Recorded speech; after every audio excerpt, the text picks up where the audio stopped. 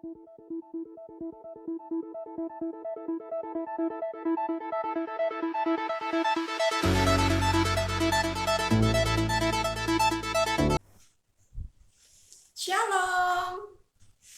Bagaimana kabar kalian? Tentunya baik ya nak ya, dalam keadaan sehat dan dalam perlindungan Tuhan Yesus. Kali ini kita akan belajar mengenai teks laporan hasil percobaan. Kemudian kompetensi dasar, apa ya itu ya? Nah, kompetensi dasar untuk materi kali ini adalah sebagai berikut.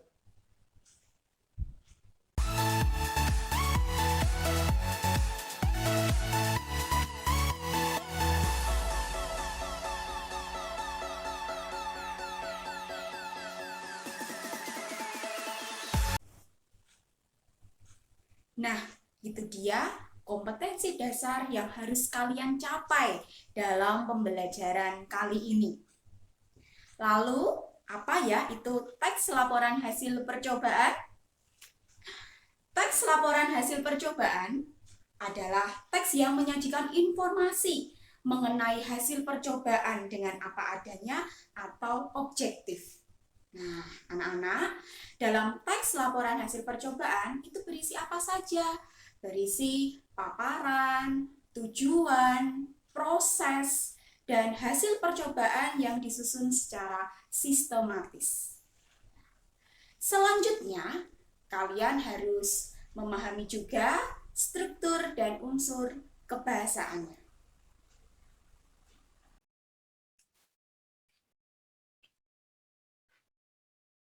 Teks laporan hasil percobaan. Istilah percobaan memiliki nama lain eksperimen, yaitu kegiatan yang dilakukan untuk menguji atau membuktikan suatu teori. Laporan adalah sebuah uraian dari suatu hal yang telah kita lakukan. Teks sinonim dari wacana, yaitu satuan kebahasaan yang utuh dan memiliki pokok pikiran. Jadi, teks laporan hasil percobaan adalah teks yang menyajikan informasi mengenai hasil percobaan dengan apa adanya. Berikutnya, ciri teks LHP. Yang pertama, fakta, yaitu sesuatu yang sudah pasti dan dapat dibuktikan. Kedua, lengkap. Agar apa yang kita sampaikan bermanfaat bagi pembaca, dengan informasi secara lengkap, orang bisa memahami secara utuh dari hasil atau data teks tersebut. Ketiga, objektif, yaitu sesuatu dengan keadaan yang sebenarnya. Agar mempermudah kalian mengingat ciri teks LHP, Bu Sinta memberikan akronim tangkap objek, fakta, lengkap, objektif. Kemudian, fungsi teks LHP. Pertama adalah informasi, kedua bukti, ketiga dokumentasi, keempat pemecahan masalah, kelima pertanggungjawaban.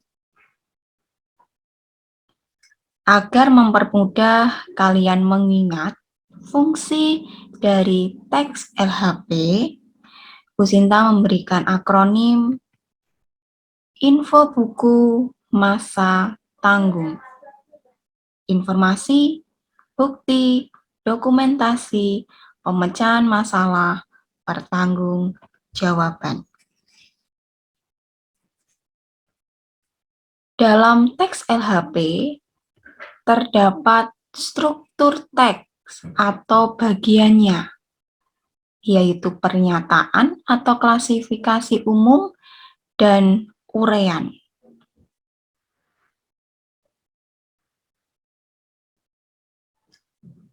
Lalu ada juga unsur atau kaidah kebahasaannya.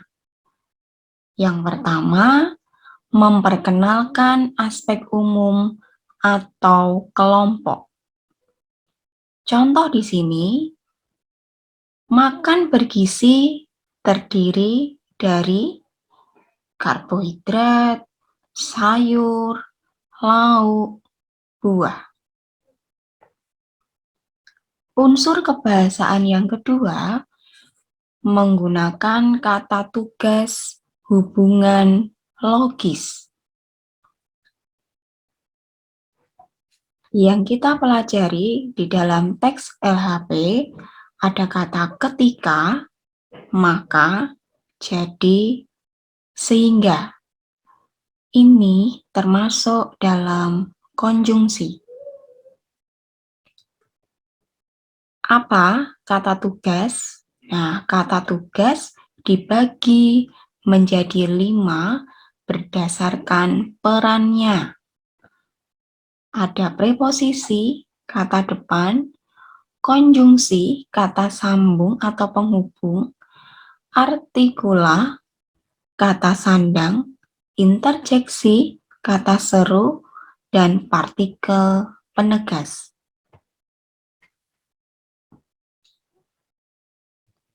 Unsur kebahasaan yang ketiga adalah kalimat aktif. Kalimat yang subjeknya melakukan tindakan. Contoh, ibu makan roti. Kami bermain bola.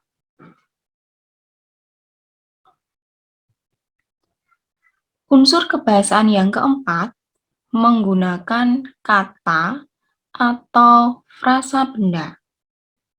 Kata yaitu satuan bahasa yang dapat berdiri sendiri, terjadi dari morfem tunggal atau gabungan morfem.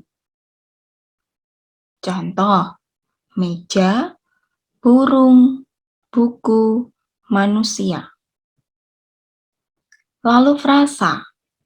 Frasa adalah gabungan dua kata atau lebih yang bersifat non-predikatif.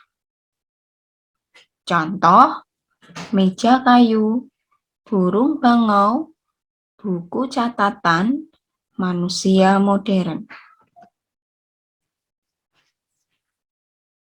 Unsur kebahasaan yang kelima menggunakan kata atau istilah teknis bidang ilmu tertentu. Contoh, di dalam bahasa atau linguistik terdapat kata teknis seperti frasa, klausa, kalimat, wacana.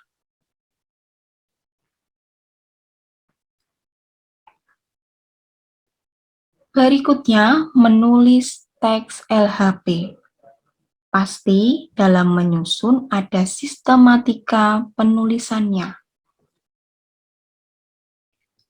Sistematikanya yaitu tujuan, kajian teori, alat dan bahan, prosedur atau cara kerja, hasil pengamatan, pembahasan, simpulan, daftar pustaka.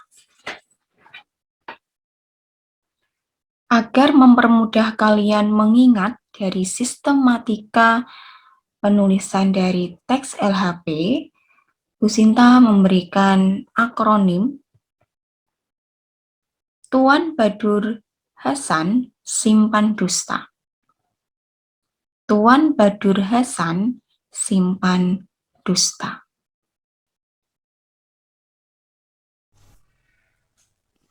Demikian tadi materi teks laporan hasil percobaan. Nah, kalian tadi sudah mengetahui mengenai definisi, ciri, struktur, dan unsur kebahasaannya. Semoga materi ini dapat bermanfaat untuk kalian. Ya, terima kasih. Tuhan Yesus memberkati.